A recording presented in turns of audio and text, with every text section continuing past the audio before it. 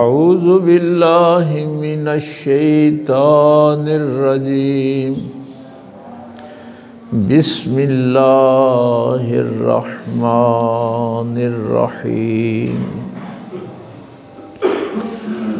वमा आतैतुम मिर रिबल लियर्बुव फी अम्वालिन नास फला यर्बु इंदल्लाह वमा आतैतुकुम मिन ज़कातिन वमा आतैतुम मिन ज़कातिन तुरीदूना वजहल्लाह फ़उलाइका हुमुल मुदइफ़ून।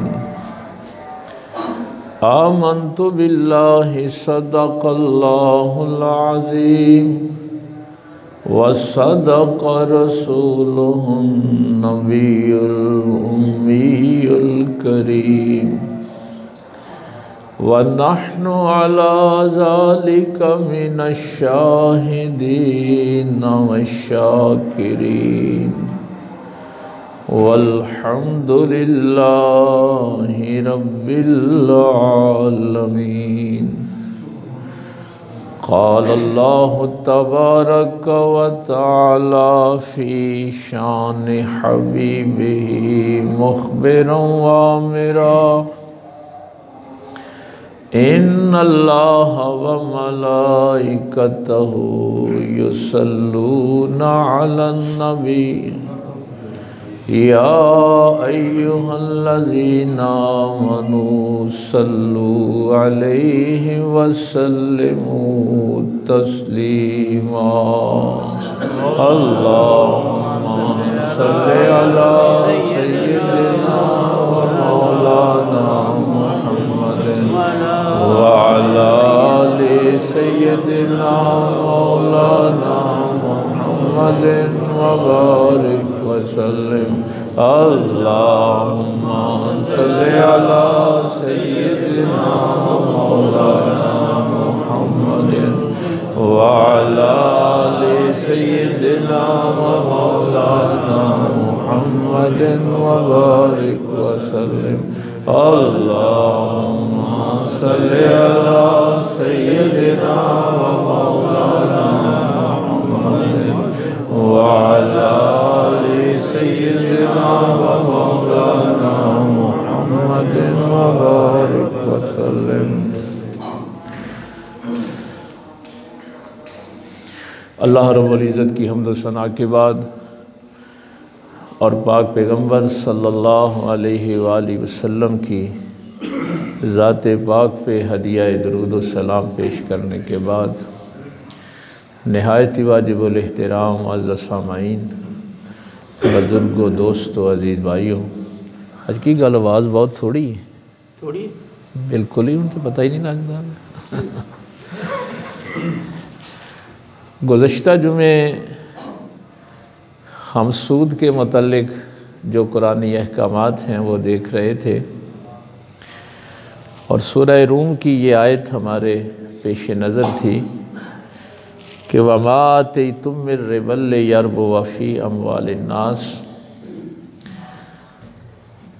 फला यर्बु इंदल्लाह। ये जो तुम सूद पे लोगों को पैसे देते हो, रकम देते हो ताकि वो लोगों के माल में शामिल हो के तुम्हारे पैसे बढ़ा दे, तो इरशाद हुआ फला यर्बु इंदल्लाह, अल्लाह के नज़दीक वो नहीं बढ़ते, बल्कि वमा आतैतुम मिन ज़कातिन तुरीदूना वजहल्लाह, वो ज़कात, वो सदका, वो खैरात जो तुम अल्लाह की खातिर खर्च करते हो फ़उलाइका हुमुल मुदइफ़ून, उसमें इजाफ़ा होता है, वो चीज़ें बढ़ती हैं। तो उस हवाले से मैंने इस दौर के जो चंद मसाइल हैं वो आपके सामने रखे थे कि हर दौर में नए वसवसे, नई चीज़ें सामने आ जाती हैं। और एक बात मैंने जो आपसे कही थी कि अब जब आप किसी बैंक में जाएं तो वो कहेंगे जी कि उस दौर में तो गरीब मजबूर होते थे, अपनी खुशी गमी के लिए वो अमीरों से पैसे लेते थे, तो गरीबों का इस्तेहसाल होता था, बल्कि वो नस्ल दर नस्ल फिर उनके ग़ुलाम हो जाते थे, उनकी जायदादें ख़त्म हो जाती थी। लेकिन आज के दौर में ये नहीं है। आज के दौर में तो हम सनतकारों को, फैक्ट्रियों वाले को, ज़मींदारों को, जगीरदारों को 14% पे देते हैं, और वो जो अमीर लोग हैं वो उससे आगे अपने कारोबार बढ़ाते हैं। जिसकी एक फैक्ट्री है उसकी 2 हो जाती हैं, 3 हो जाती हैं। जगीरदार अपनी ज़मीनों में इजाफ़ा करते हैं। तो बैंक में चूँकि पैसे सब लोगों के होते हैं, तो फिर हम उन अमीरों से लेके गरीबों में 7% या 8% तकसीम करते हैं। तो ये एक शुबा वसवसा लोगों को दिया जाता है। तो उस हवाले से मैंने बात आपसे बयान कर दी थी कि हज़रत अब्बास रज़ी अल्लाह ताला अन्हु हुज़ूर के चचा जान ने भी चूँकि तिजारत में अमीरों को ही कर्ज़ा दिया हुआ था, तो नबी पाक सल्लल्लाहु अलैहि वसल्लम ने उसको भी मना फरमा दिया। एक तो ये बात जो है ये समझने वाली है कि जिसको अल्लाह ताला मुतलक़न हराम करार दे दे उसमें फिर शुबे की गुंजाइश नहीं होती। दूसरी चीज़, आज मैं तो चाहता था कि ये जो रुपए की डिवैल्यूएशन होती है इस पे बात होती है कि चूँकि रुपया अपनी कीमत बरकरार नहीं रख पाता, तो ये जो हम अज़ाफ़ी पैसे तुम्हें दे रहे होते हैं ये उसकी डिवैल्यूएशन होती है कि आज से 2 साल या 3 साल पहले आप पेट्रोल 100 रुपये का या 150 रुपये का ख़रीदते थे, आज आप 250 रुपये का ख़रीदते हैं। तो वो 1 लीटर पेट्रोल तो वहीं पे है, लेकिन उसकी रुपए की डिवैल्यूएशन हो गई। डॉलर पहले कितने का था अब कितने का है, सोना पहले कितने का था अब कितने का है। लेकिन आज मैंने ना इसको इंशाल्लाह अल्लाह ने वक्त दिया तो ज़रूर बयान करेंगे। एक ज़रूरी बात जो थी शुबे के हवाले से, क्योंकि पिछली गुफ्तगू में हमने ये शुबा जो है वो आपके सामने रखा था। आजकल हमारे चूँकि सोशल मीडिया का दौर है, तो व्हाट्सएप ग्रुप बने हुए हैं या और ज़ाहिर है ग्रुप्स हैं, तो जिसका जो जी चाहता है लिख के उसको आगे बढ़ा देता है। कहीं लिखा होता है कि ये नबी पाक सल्लल्लाहु अलैहि वसल्लम का फरमान है, कहीं हज़रत अली का फरमान लिख दिया जाता है, हज़रत अबू बकर सिद्दीक़ का लिख दिया जाता है, हालांकि वो हदीस होती ही नहीं। वो जो पैगाम हम आगे बढ़ा रहे होते हैं बग़ैर सोचे समझे, चूँकि अब मेरा जो लिख के आगे भेज रहा है उसका तो किताब से ताल्लुक़ ही नहीं, उसने तो ना हदीस की किताब कभी देखी, ना उससे कुछ इल्म हासिल किया, ना वो तस्दीक ही कर सकता है कि ये हदीस है भी कि नहीं। अब वो ये जुल्म करता है कि एक ने शेयर की, दूसरे ने आगे शेयर कर दी, तीसरे ने कर दी।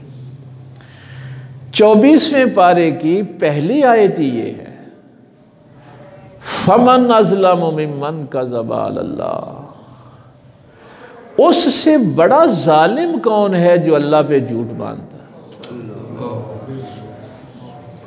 व रसूल है और उसके रसूल पे झूठ बांधता।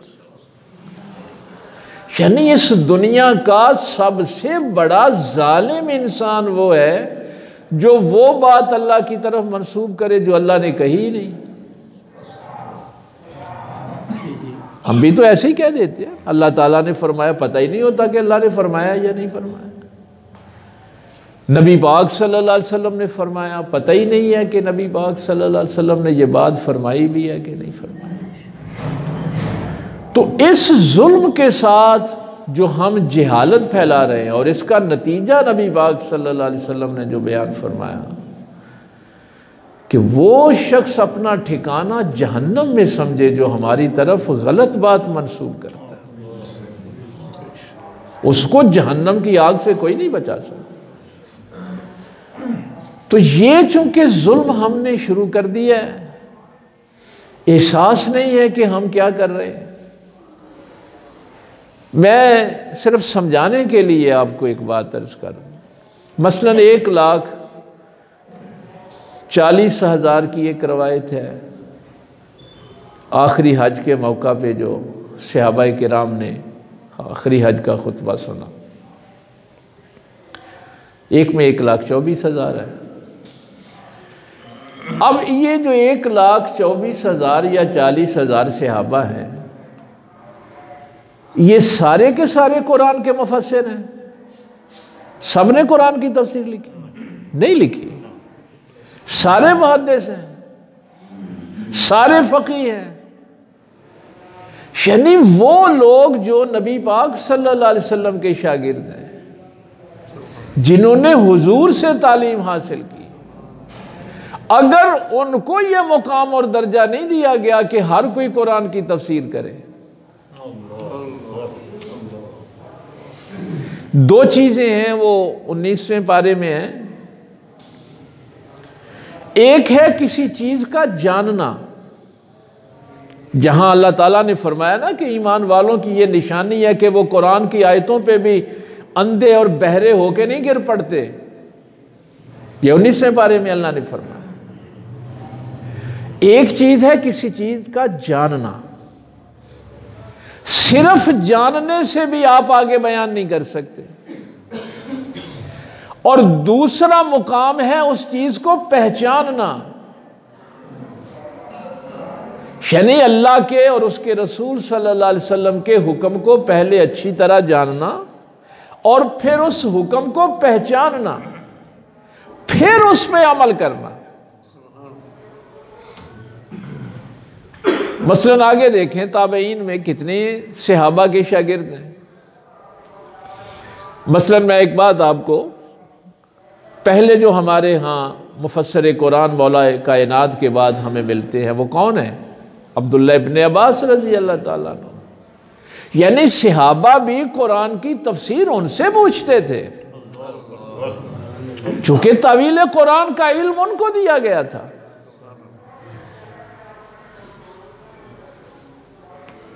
अब सारे तो नहीं कह सकते थे कि हम भी नबी पाक के शागिर्द हैं, हमें भी कुरान, हमारी तो जुबान अरबी, हम तर्जुमा कर सकते हैं।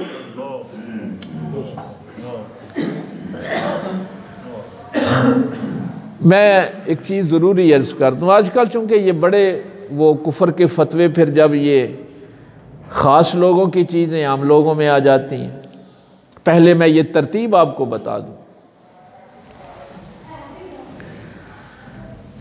ये जो हदीस लिखना और इसको बयान करना आगे,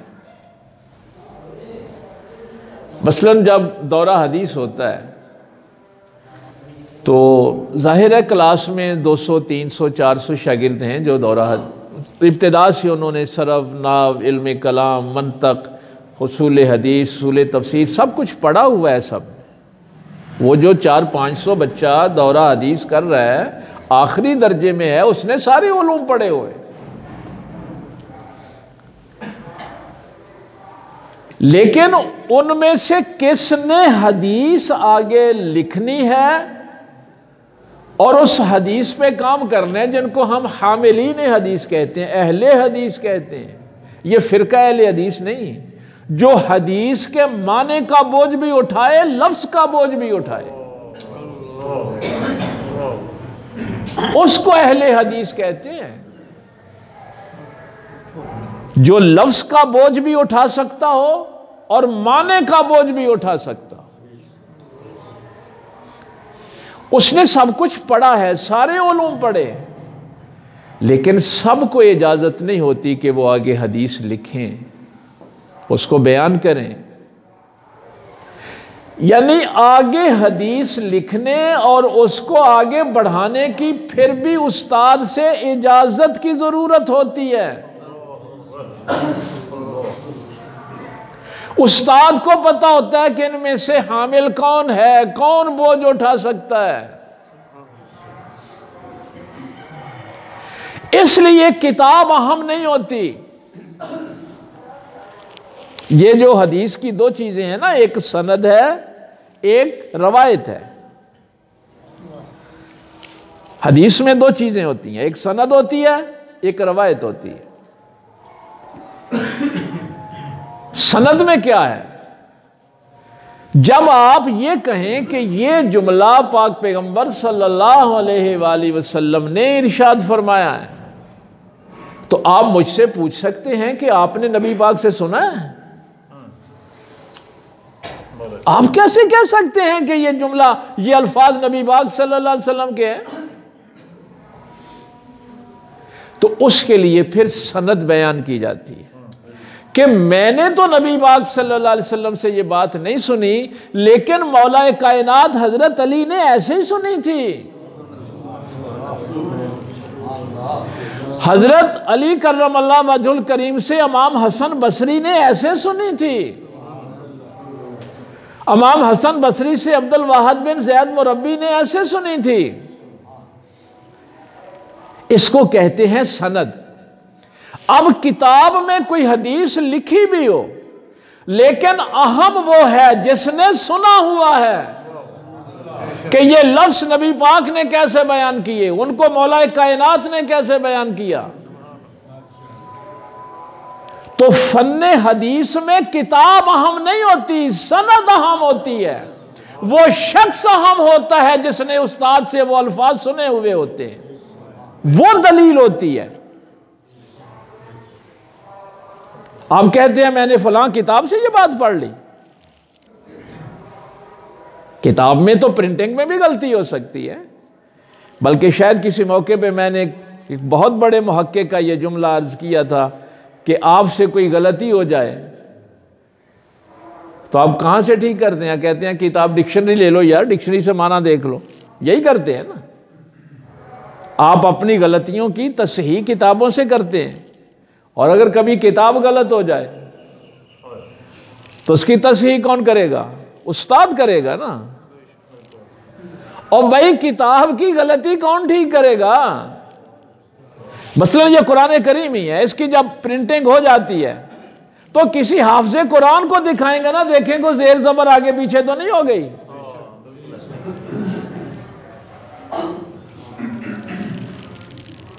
लेकिन पता ही नहीं है कि इजाजत क्या होती है।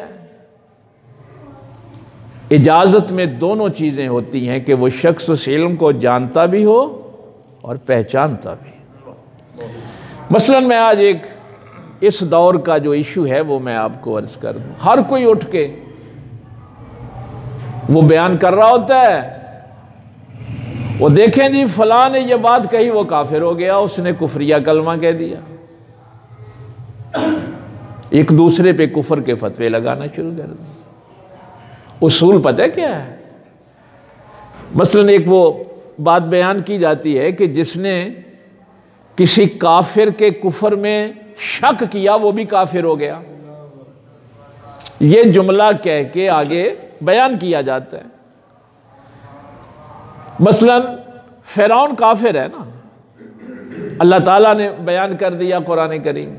अब अगर किसी को यह शक हो कि पता नहीं फिरौन काफिर था कि नहीं था, तो वो शक करने वाला काफिर हो जाएगा। भाई जो अल्लाह की बारगाह में काफिर है उसमें शक की क्या जरूरत है? वो काफिर है। जो अल्लाह की बारगाह में मुशरिक है वो मुशरिक है। यानी जो शख्स अल्लाह की बारगाह में काफिर है, अल्लाह की बारगाह में मुशरिक है। ये बड़ा सेंसिटिव मौजू है, इसको जरा अच्छी तरह समझ लें। पाक पैगंबर सल्लल्लाहु अलैहि वसल्लम जब इस दुनिया से पर्दा फरमा गए, अब कुरान में मुनाफिकीन के लिए भी आयतें हैं, पूरा सूरा है ना मुनाफिकून का, और मुशरिकीन के लिए भी आयतें हैं। एहतियात पता है क्या की सहाबा ने? कुरान करीम में जो आयात मुनाफिकीन के लिए आई और मुशरिकीन के लिए आई, ये आयतें सिर्फ उन्हीं मुशरिकों के लिए हैं जो नबी पाक के दौर में थे। ये आयतें पढ़ के अब हम और किसी को मुशरिक नहीं कह सकते। वो आयतें पढ़ के आज हम किसी को मुनाफिक नहीं कह सकते। क्यों? इसलिए कि नबी पाक सल्लल्लाहु अलैहि वसल्लम को तो पता था कि बारगाह इलाही में काफिर कौन है, बारगाह इलाही में मुशरिक कौन है, बारगाह इलाही में मुनाफिक कौन है। लेकिन मैं अल्लाह की बारगाह में तो नहीं देख सकता कि कोई मुशरिक है कि नहीं है। मैं अल्लाह की बारगाह में तो नहीं देख सकता कि वो मुनाफिक है कि नहीं है। ये इतना नाजुक मामला है।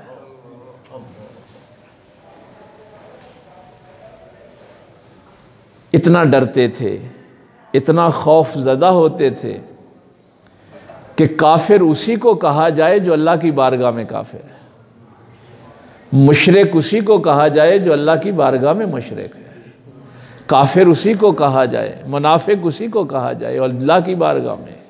अब चूंकि हम अल्लाह की बारगाह में नहीं देख सकते, इसलिए हम किसी को शुबे की बुनियाद पे काफिर नहीं कह सकते, शुबे की बुनियाद में किसी को मुनाफिक नहीं कह सकते।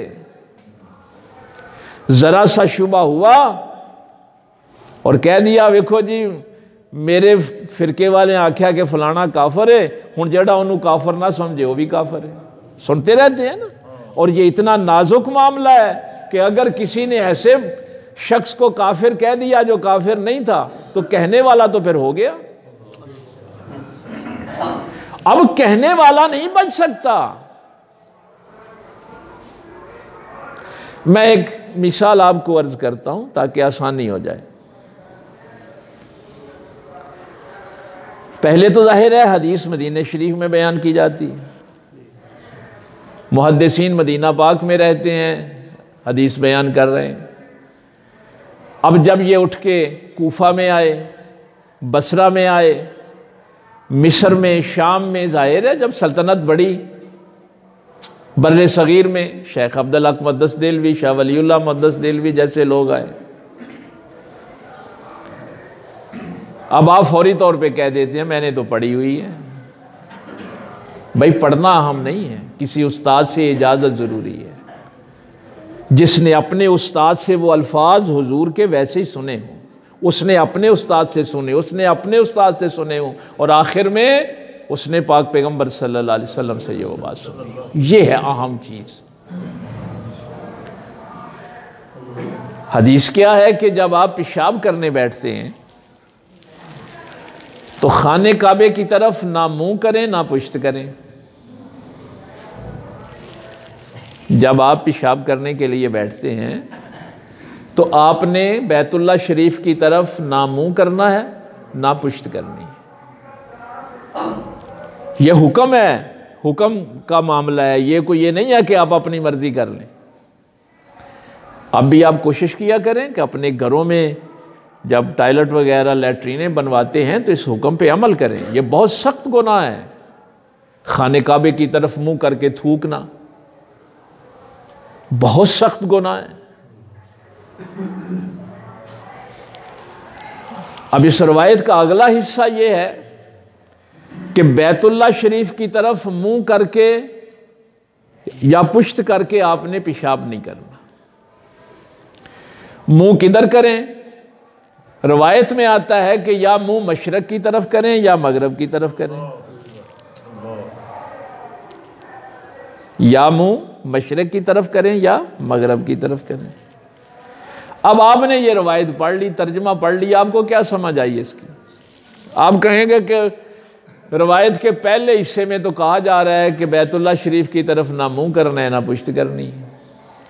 अब साथ ही बयान फरमाया कि या मुंह मशरक की तरफ करो या मगरब की तरफ करो, तो आप कहेंगे कि ये तो तजाद आ गया ना, है?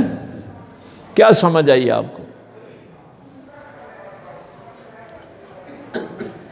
इसलिए इन लोगों से बचें जिन बेचारों ने ना किसी उस्ताद के पास बैठ के इल्म हासिल किया होता है और ना इजाज़त ली होती। एक जो वलीउल्लाह गुजरे हैं, बुजुर्गान दीन गुजरे हैं, उनके लाखों मुरीद होते थे, लेकिन तसव्वुफ का इल्म क्या सबको इजाज़त होती थी कि आगे बढ़ाएं? अब आपको इस रवायत में तजाद नजर आएगा ना कि यार ये क्या बात हुई कि पहले हुक्म दिया कि ना मुंह करें बैतुल्लाह शरीफ की तरफ, ना पुश्त करें, अब अगले हिस्से में है कि या मुंह मशरक की तरफ करें या मगरब की तरफ करें। जब ये हदीस मदीना शरीफ में बैठ के बयान होगी तो ऐसे ही बयान होगी। जब ये हदीस मदीना पाक में बैठ के बयान होगी, मक्का पाक में बैठ के बयान होगी तो ऐसे ही होगी। क्यों? इसलिए कि मदीना शरीफ में जो बैतुल्लाह है वो जुनूब की जानिब है, यानी मदीना शरीफ शिमाल की जानिब है और बैतुल्लाह शरीफ जुनूब की जानिब है। तो वहां तो हुक्म यही होगा ना कि भाई देखिए, ना खाने काबे की तरफ मुंह करो, ना पुश्त करो, या मुंह मशरक की तरफ कर लो या मगरब की तरफ कर लो, क्योंकि वहां खाना काबा शरकन गरबन नहीं है, वहां तो खाना काबा शमालन जनूबन है। लेकिन जब यही हदीस पाकिस्तान में बैठ के बयान की जाएगी तो फिर इसका यह मफहूम नहीं होगा, फिर मफहूम यह होगा कि बैतुल्लाह शरीफ की तरफ ना मुंह करो, ना पुश्त करो, या रुख शमाल की तरफ कर लो या जनूब की तरफ कर लो।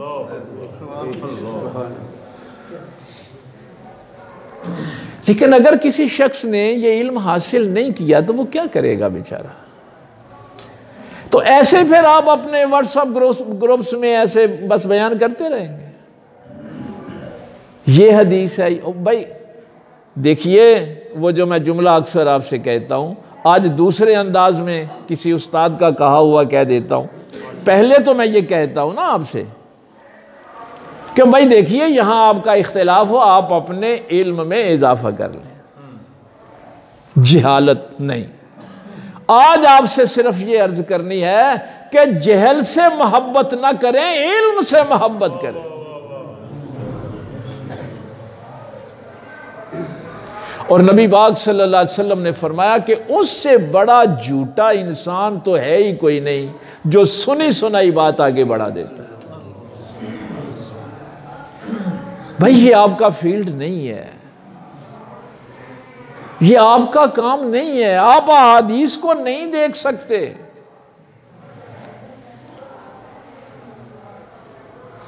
जब सनद नहीं देख सकते कि सनद में कौन सा शख्स जो है वो सही है या गलत है, रवायत में कौन से अल्फाज बाद में दाखिल किए गए हैं, पहले नहीं थे, बस जिसका जी चाहता है आगे बढ़ाता जाता है और पता ही नहीं है। लेकिन जो डरने वाले हैं अल्लाह से, तीन चीजें मैंने बयान की ना, पहले उसको जाने, फिर पहचाने, फिर आप पूरी रूहानियत के साथ उस पर अमल करें, फिर आगे बढ़ाने का हुक्म है। मसलन ये जितने भी मुहद्दिसीन हैं, आप बड़े नाम सुनते हैं, इमाम बुखारी का, इमाम मुस्लिम का, निसाई का, अबू दाऊद शरीफ का, मुसन्नफ इब्न अबी शैबा का, इमाम बैहकी का, इमाम हाकिम का मुस्तदरक, यह हदीस की सारे मुहद्दिसीन हैं, शाह वलीउल्लाह का, शाह अब्दुल हक मुहद्दिस देलवी का। ये पहले जानते थे, फिर उसको पहचानते थे, फिर अमल करते थे। ये सारे मुहद्दिसीन डायरेक्ट या इनडायरेक्ट, बिल वास्ता या बिला वास्ता, ये सारे शागिर्द हैं इमाम अहमद बिन हंबल के। इन सब ने हदीस वहां से ली हैं।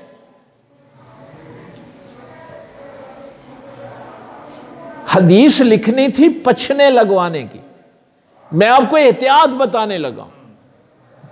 इमाम अहमद बिन हंबल सरकार ने हदीस लिखनी थी पछने लगवाने की, उसकी सनद चेक की, रवायत चेक की, सब कुछ कर लिया, नहीं लिखी। कई दिन गुजर गए, एक शागिर्द ने कहा, उस्ताद जी ये हदीस लिखी नहीं अभी आपने किताब में। आपने फरमाया नहीं, कुछ दिन ठहर जाओ। फिर एक दिन एक हजाम को बुलाया, खुद पछने लगवाए, फिर आपने फरमाया जब तक मैं खुद इस हदीस पे अमल नहीं कर रहा था मैं लिख कैसे देता। क्या समझते हैं हामिलीन हदीस होते कौन है? उन लोगों को इजाजत थी हदीस आगे बढ़ाने की।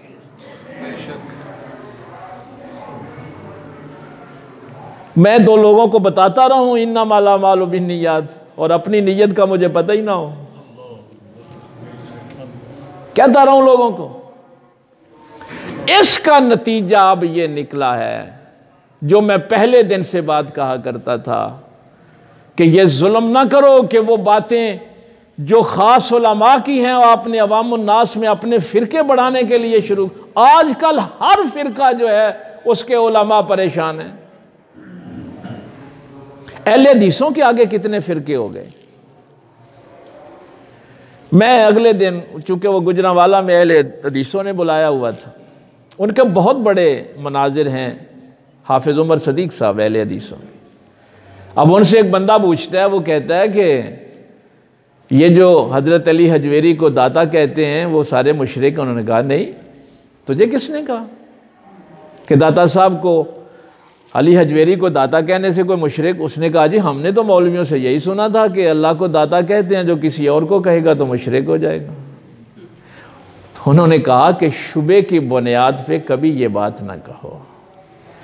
मुशरिक वो होता है जो अल्लाह की उलूहियत में किसी गैर को शरीक करता है। लेकिन चूंकि पहले ये चीजें बयान कर दी सिर्फ अपने फिरके आगे बढ़ाने के लिए,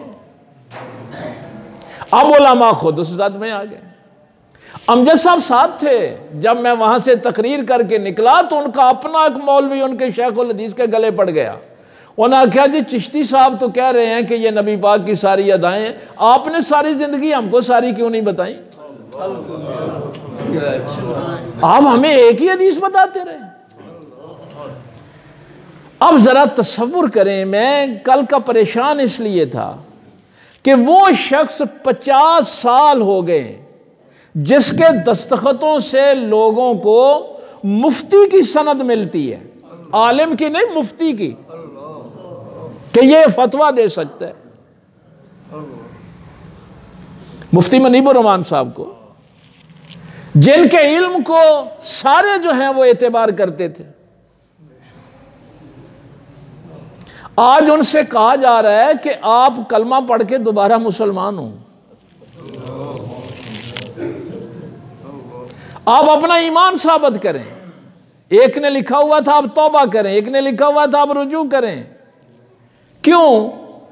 तुमने एक देवबंदी के पीछे जनाजा पढ़ा है, तो हम तो ये सुना करते थे कि जो देवबंदियों के पीछे जनाजा पढ़े वो मोमिन ही नहीं रहता।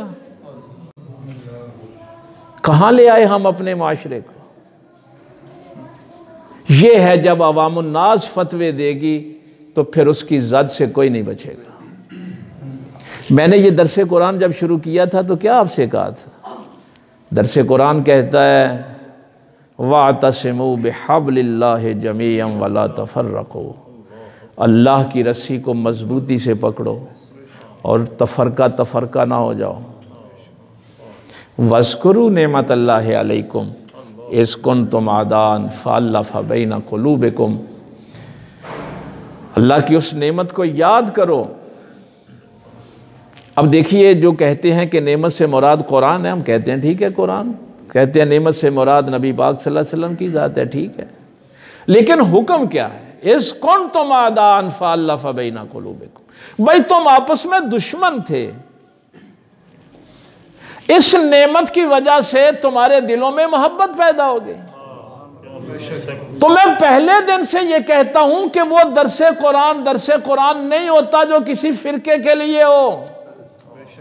दरसे कुरान तो कहता है कि तुम्हारी अदावतें खत्म हो और तुम्हारे दिलों में मोहब्बत बढ़े।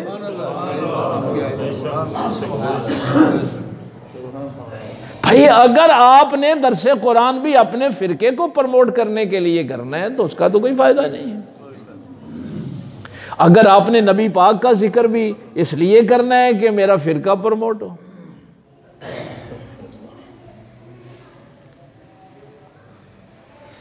ये एक बात, चूंकि वक्त हो गया है, जब कभी कुफर का भी फतवा होता था ना, इस पे तफसीलन इंशाअल्लाह हम अगले जुमे इस बहस को समेटेंगे कि किसी बंदे का कोई कौल सामने आ गया है और उस पे कुफर का फतवा लगता हो, तो हमारे उलमा पता है क्या कहते थे? हमारे उलमा कहते थे कि ये जो अबारत है, ये जो कौल है, ये तो कुफरिया है, लेकिन इसको कहने वाले को हम काफिर नहीं कह सकते। हो सकता है किसी शुबे में पढ़ के उसने ये जुमला कह दिया और हमें नहीं पता, ये तो अल्लाह को पता है कि इसने शुबे में ये बात की है या जानबूझ के की। ये एहतियात करते थे जो अल्लाह से डरते थे कि ये तहरीर तो गलत है, तहरीर कुफरिया ही है, जुमला कुफरिया है, लेकिन कहने वाले ने पता नहीं किस वजह से कह दिया। चलो मैं उसकी एक मिसाल, जाते जाते वक्त हो गया। हमारे एक पाकिस्तान के बहुत बड़े अदीब थे, शायर थे, उनसे किसी ने पूछा कि आप काफिर हैं कि मुसलमान हैं? तो उन्होंने कहा कि आधा काफिर हूं, आधा मुसलमान हूं। तो वो शख्स बड़ा हैरान हुआ, उसने कहा कि शायद मंटू साहब का, मेरे नाम नहीं ज़हन में आ रहा, उसने कहा ये क्या बात हुई कि आधा काफिर हूं आधा मुसलमान हूं? उन्होंने कहा कि मैं खिंजीर का गोश्त नहीं खाता चूंकि अल्लाह ने मना किया है, लेकिन शराब पी लेता हूं। भाई ये मुसलमानों में है ना, आप शादी ब्याह पे कितनी शराब लेके आते, फिर अपने आप को मुसलमान भी समझते। अब ये बात, जुमला जो था जाहिर है बड़ा फैला कि देखो जी, जो शख्स अपने आप को खुद ही आधा काफिर कह दे वो तो काफिर हो गया। लेकिन उलमा ने वहाँ भी एहतियात की, उन्होंने कहा कि देखिए ये जुमला सही नहीं है, कुफरी है, अपने आप को काफिर नहीं कहना चाहिए था, लेकिन उसने ये बात तो नदामत में कही है, शर्मिंदगी में कही है, मुआशरे को झंझोड़ने के लिए कही है कि तुम कैसे मुसलमान हो कि खिंजीर से नफरत करते हो और शराब पीते हो। यानी शर्म नहीं आती? जिस अल्लाह ने खिंजीर से मना किया उसी अल्लाह ने शराब से मना किया। ये तो नहीं है कि तुम हराम के पैसे लेके हलाल का गोश्त लेने चले जाओ। तो जुमला कुफरिया ही है, लेकिन उसके कहने वाले को हम काफिर नहीं कह सकते क्योंकि उसमें शुबा मौजूद है। मैं परसों चौथ की बात है, इंडिया का था एक साफी अमरीत सिंह, उसका देख कहने लगा मैंने जब इस्लाम का मुताला किया तो मैंने तो ये पढ़ा था कि नमाजी के आगे से नहीं गुजरना। रावी कहते हैं ना कि मुझे मुद्दत याद नहीं रही कि नबी पाक ने 40 साल कहा या 40 दिन कहा, लेकिन 40 का लफ्ज़ मेरे ज़हन में रह गया कि अगर किसी शख्स को पता हो कि कितना गुनाह है नमाजी के आगे से गुजरने का तो वह 40 साल खड़ा रहता लेकिन उसके सामने से ना गुजरता। और वो सिख ये कह रहा था, मुझे किसी बच्चे ने वो दिखाया क्लिप, वो कह रहा था कि हमने तो ये पढ़ा हुआ था कि इस्लाम तो नमाजी का इतना एहतराम बताता है, हमें नहीं पता था कि उसको धक्का दे के कंटेनर से नीचे भी गिराया जा सकता। और उसने अगला जुमला जो कहा वो शर्मिंदगी का था, उसने कहा ये नमाजियों को कंटेनरों से गिराने वाले हमें काफिर कहते हैं। अगला जुमला उसका ये था, उसने कहा खुद ये जुर्म करते हैं और हमें काफिर कहते हैं। तो ये इंशाल्लाह हम इस पे चंद मिसालें देखेंगे कि कहां शुबे पे बात की जाए तो कलाम पे कुफर का फतवा होता है, कहने वाले पे नहीं होता। उसको अजाब भी मिलता है, उसको नुकसान भी होगा, अल्लाह ताला उसको सजा भी देगा, लेकिन अल्लाह की बारगाह में कौन काफिर हुआ ये हम नहीं जानते। इसलिए आइंदा कम से कम आप एहतियात करें, जिस बात का यकीन नहीं है उसको किसी व्हाट्सएप ग्रुप में आगे नहीं जाने देना। सबसे बड़ा जालिम वो है जो अल्लाह और उसके रसूल पे झूठ बांधता है। अल्लाह अमल की तौफीक दे। वाखिर दावाना अल्हम्दुलिल्लाह।